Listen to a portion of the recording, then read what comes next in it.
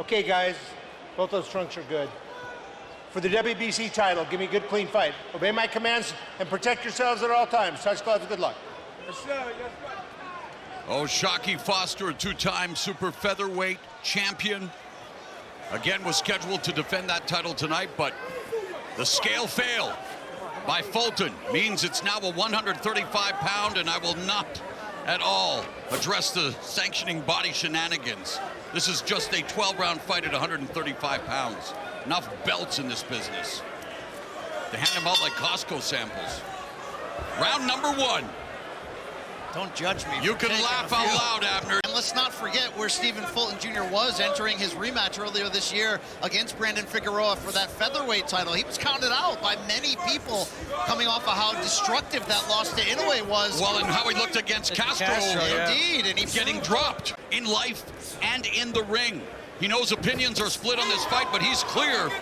None of that matters once the bell rings. He says what matters is the patience, composure, and for what is normally his 130-pound weight class, he has to maximize that. Yeah, there's a good right cross from distance from Foster. Most importantly for Foster, he was upset his peers in the division looked at him as a weak champion who didn't step on the gas when the opportunities were there. You got to keep pushing with still got to find the range. See, Foster hits him right with the jab, keeping him at the end of the punches. It's in the good range for Foster. Now on the inside, this is where Fulton could do some work. Yeah, you got to start disrupting that rhythm that Foster has. Jab, downstairs, upstairs, change it up, There's getting the close. Jab again for Foster. Oh, nice right hand splits the guard of Fulton. You see, Fulton's jabbing, but it's not at the distance. Can't close the gap.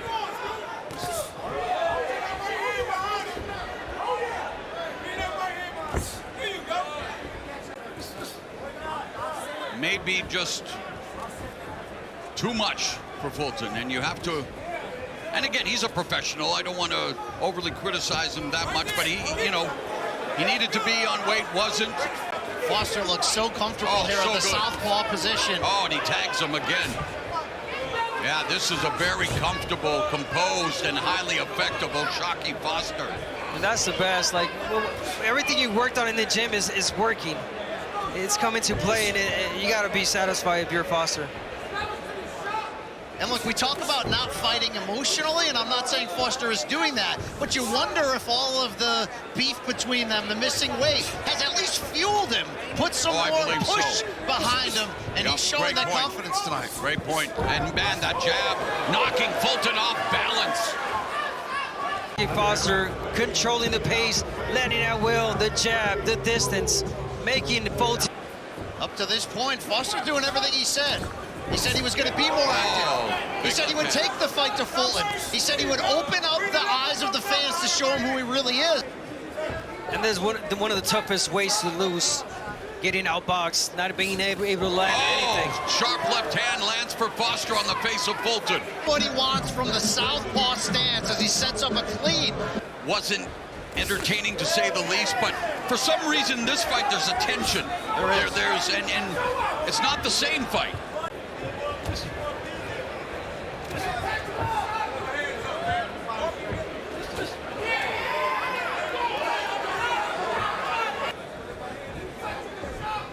Foster's yet to return to that orthodox stance since making that adjustment 3 rounds ago.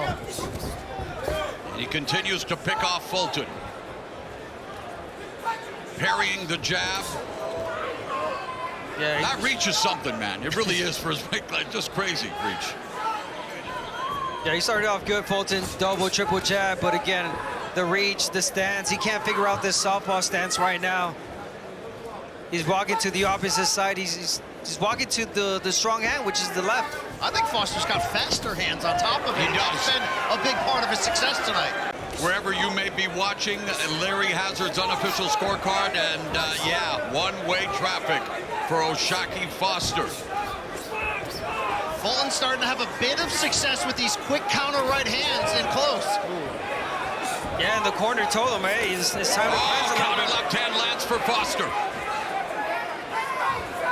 And he's doing just that. Another left hand by Foster. Fulton starting to become unnerved here. Swinging wildly, gets picked off again with that left hand. Head's not off center line. Now he ducks. But he's pulling back in a straight line, and you don't expect that for a guy with his credentials. Counter left again by Foster. Fulton's trying. It's just he's hitting air. Yeah. Like there. I mean, look at the stats, you guys. Just getting outworked too much. Are you shocked? I'm shocked. Foster's I'm performance? absolutely shocked. Father wasn't around. He felt compelled to stay strong for his 5 brothers and 1 sister. And you know they're all enjoying his performance here tonight. And look, it may have taken Foster a long time to really build his name as a pro, build consistency, and show us what he's really got. But he was a 2012 Olympic alternate, losing in the finals of the trials against future world champion Jojo Diaz Jr. And he avenged that loss to Olympic gold medalist Robson Consensau to begin his second reign. So started boxing at a young age, 8, made his pro debut at the age of 18. And now in his 27th professional fight, putting on one of his best performances. And I was going to say, had some life hiccups in between. Left hand hurts Fulton. The hiccups. Yeah, served time in prison in 2017, served 10 months for aggravated assault, but he said it was watching Terrence Crawford's undisputed clash at 140 against Julius Indongo that woke him up to realize he has the skills to be right there with the champions in the game.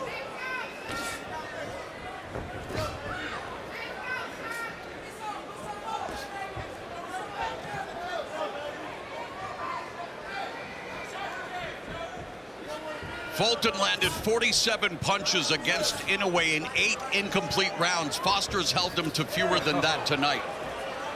Cruz and Roach have gone 12-round distance with Davis, both losing, but the main event still to come tonight. Here's round 10 of this 135-pound matchup as Fulton becoming aggressive. Referee Shorley telling him not to hold, but Fulton's got to do whatever it takes. Eats the 1-2 from Foster. Back to an orthodox stance. Here, let's take a look, Abner, at the action. That jab. The right hand. The silence says it all. It's incredible what he's doing to a 2-division champion. Weight classes for a reason. Midway through the 10th, Fulton landed a fight-high 8 punches in round 3. Hasn't been over 5 landed in any other round. And the Can't believe I just said that. I know, and the bad news for Fulton is that Foster fights better in the championship rounds. He wands out there. Never seemed to be hurt by any punches from Fulton. Was never bothered by any adjustments. Fulton was on the receiving end of 20 power punches landed in round 10 by Foster. Fulton has landed 28 in the fight, guys. Mamma mia! Wow. Let's look back at another big round for Oshaki Foster, back in the southpaw stance. Under 30 seconds left in the 11th. There was a counter right, but blocked by Foster. Good defense by Foster, even in the pocket, even as he's walking Fulton down. Exclamation point on this fight, which has been one-way traffic. Cannot stress how dominant this fight, this performance has been by Foster. Double digits for Fulton in total punches through 12 rounds landed. A former unified champion at 122, a current belt holder at 126. Boy, did he make Fulton pay for missing weight tonight. Incredible. Ice, water. All 3 in favor of the winner. He is now the interim WBC lightweight title holder, Ice Water Oshaki Foster.